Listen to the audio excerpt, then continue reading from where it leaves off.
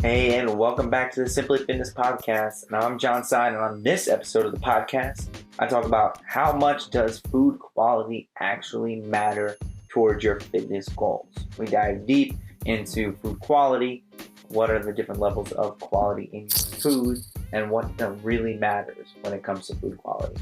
Hope you all have a great day, and I hope you all enjoy this episode. Hey, and welcome back to the Simply Fitness Podcast. Welcome back, guys. Hope you all are having a great day. Welcome back to this episode. Today, we're going to be talking about food quality. Does it really matter for your weight loss goals, your muscle gain goals, for your health in general? What you should be looking for in, the quality of your food. And yeah, so we're going to just dive deep into food quality today. Super interesting topic, something that I've, really have been looking at a lot over the last, probably like 8 years, about does food quality matter, really diving deep into research, personal evidence, reading books on it. So love to dive deep in this topic, especially just because I love food. So always love talking about food here.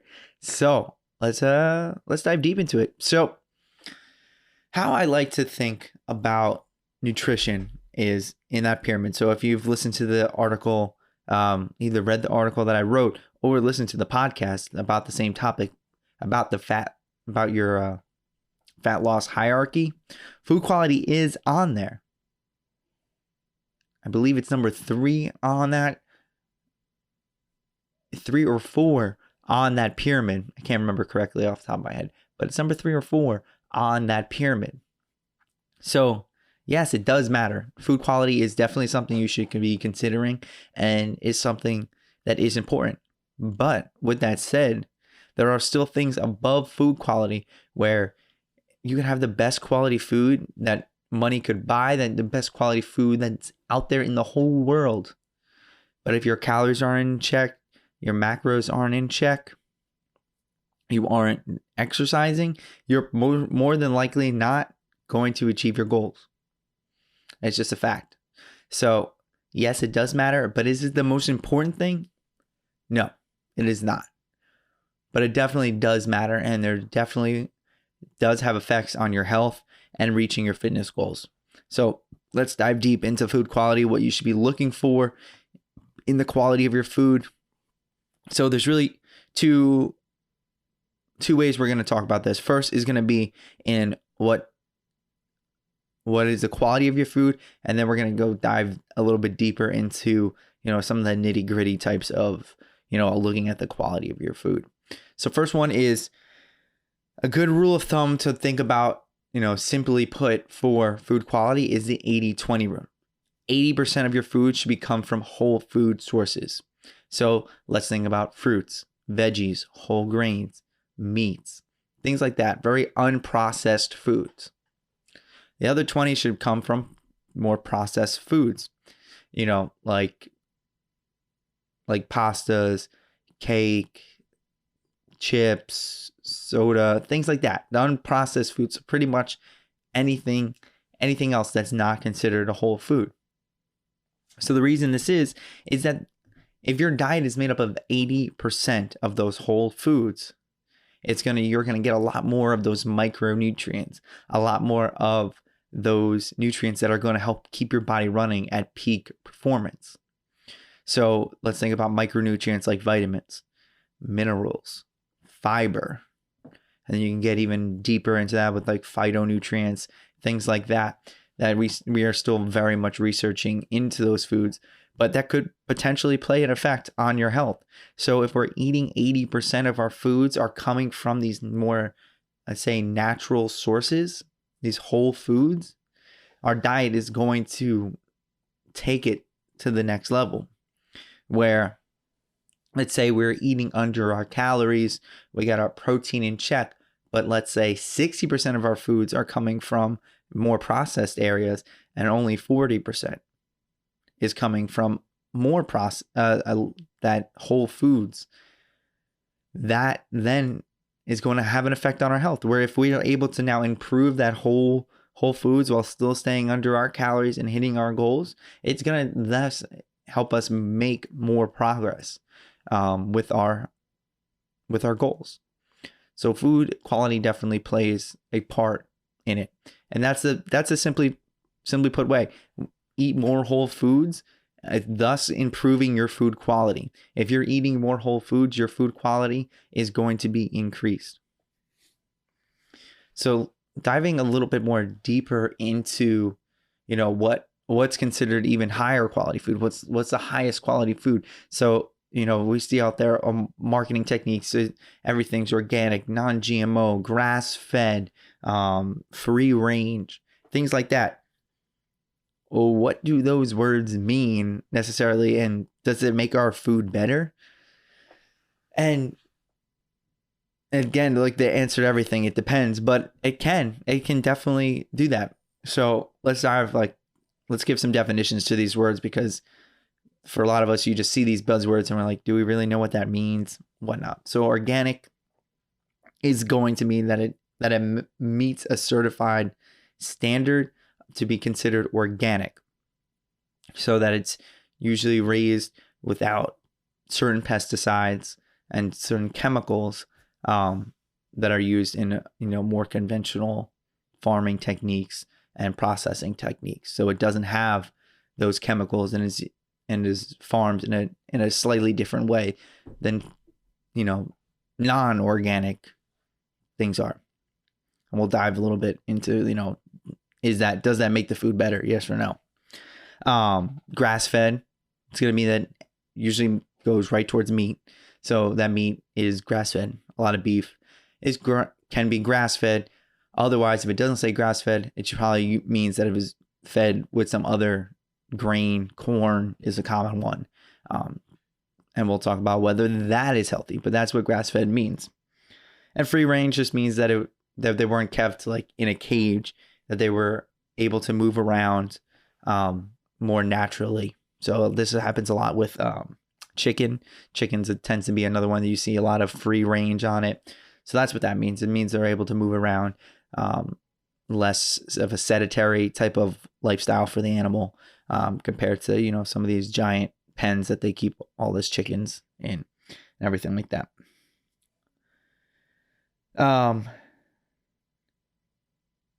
So is it worth it? Does it really get us to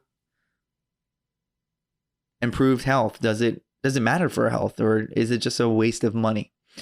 So my whole thought behind it is when you're able to, it's not going to hurt.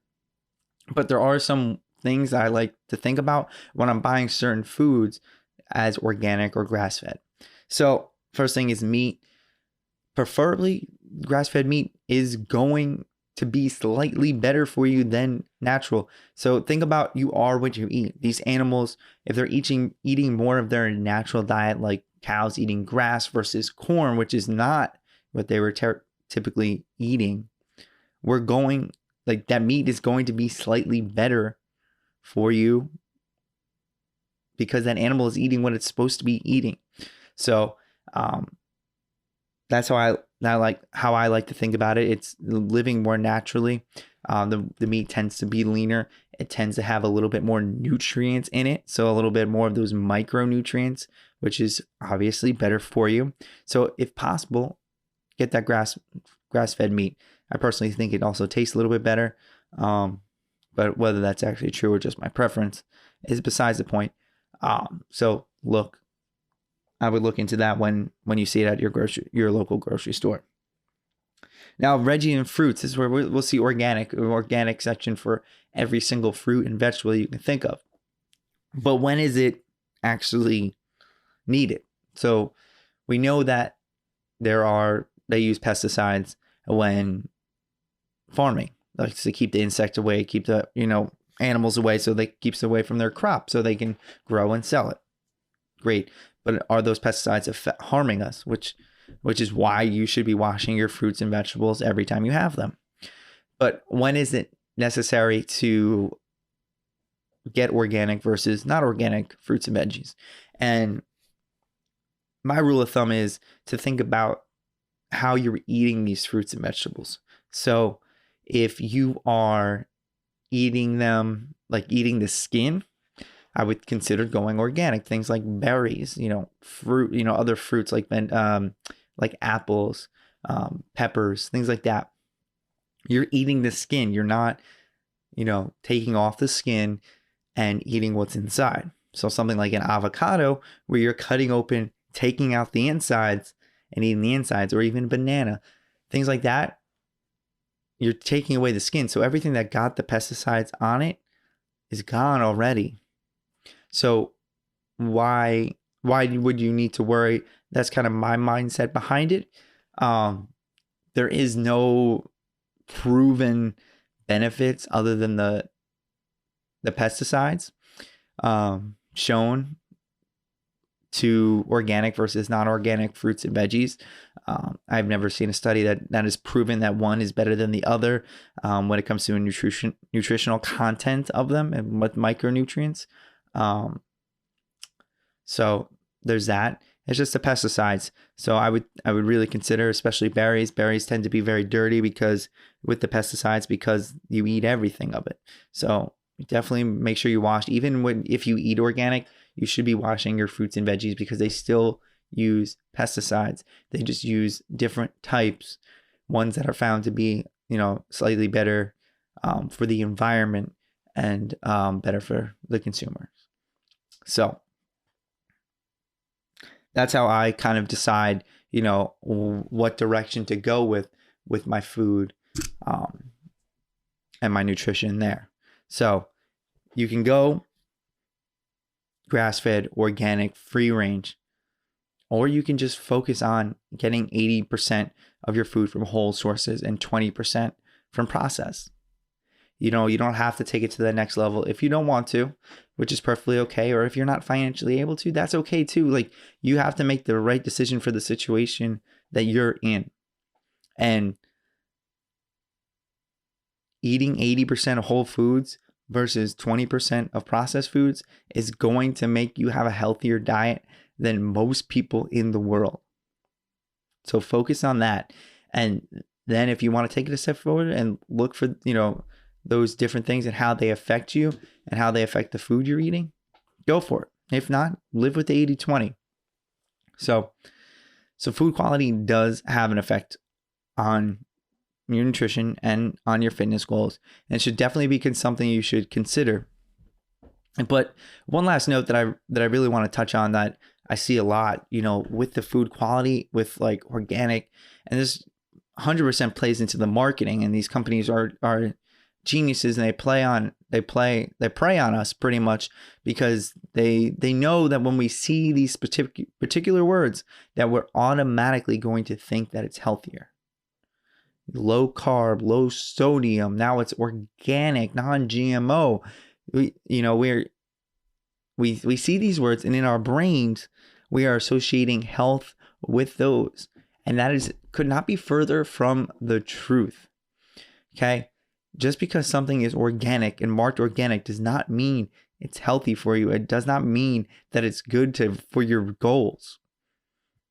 If your goal is weight loss, and you're having trouble staying under the calorie mark, and you decide that you're going to switch peanut butter, Skippy's peanut butter for natural organic peanut butter, that's the same thing. It's the same calories. Every food has calories in it. Every food has macronutrients and micronutrients in it. And if you're looking to switch from one processed food to an organic processed food, it's still the same thing at the end of the day. You got to look at your calories and your macronutrients, because that's going to be where you're going to achieve your goals. So you got to look at the food product and not just assume that because you buy something that's organic or cage free or whatever it may be, that it doesn't mean that it's going to help you achieve your goals. You have to look at the food and look at what you're eating as a totality, as a total aspect of it. Am I hitting my goals? Am I hitting my calorie goals? And does this food help me hit that goal, organic or not? The answer might be yes, the answer might be no, but you got to ask yourself that and not just assume because it says organic that it is healthy for you.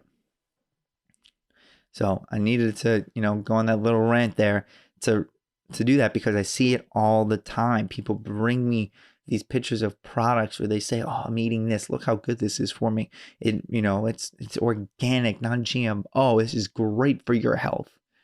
I'm like, but it's a frozen pizza. Is that really any better for you than another frozen pizza, a non-organic frozen pizza? Because at the end of the day, it's still the same.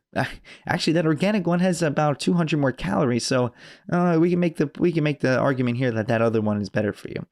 So you got to look at that, and I see that in way too many products. You've probably seen those memes everywhere online, those infographics online and on Instagram about these two, an organic versus a non-organic product, and actually showing that the organic one has more calories in it.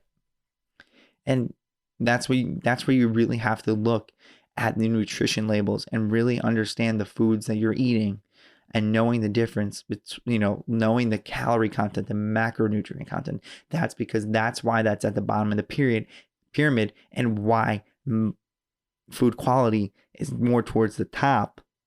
Because if you don't have that foundation and that understanding that calories and macronutrients play a big part in your nutrition and in your fat loss and your muscle building goal, then before food quality, I just had a complete brain fart and lost my total train of thought there. So let's see if we can get it back here. So if you don't understand that your macronutrients and your calories are the basis of that pyramid, the amount of high quality food you have is not going to be as important as if your calories and your macronutrients aren't aligned with your goals. So just because you perfect the top of the pyramid and the bottom of the pyramid is falling apart, the top's just going to tumble over and you're not going to achieve your goals. So there we go. Just a little rant for you today and this podcast. But let's end it on a good note here. So yes, food quality does matter, but let's make sure that we're also focusing in on the bottom of the pyramids, looking at our macros and our calories for the day, because that's really where we're going to start seeing that progress. And then if we want to take it to the next level, that's when we start looking at our food quality and start changing that up. So awesome, guys. Thanks for listening. I hope you all have a great day, and I hope you guys listen to the next episode. Got a lot of great things coming up. I'm super excited about them. Some great guests that are about to come on, and I know you guys are going to enjoy. Again, hope you all have a great day, and I'll see you guys next time.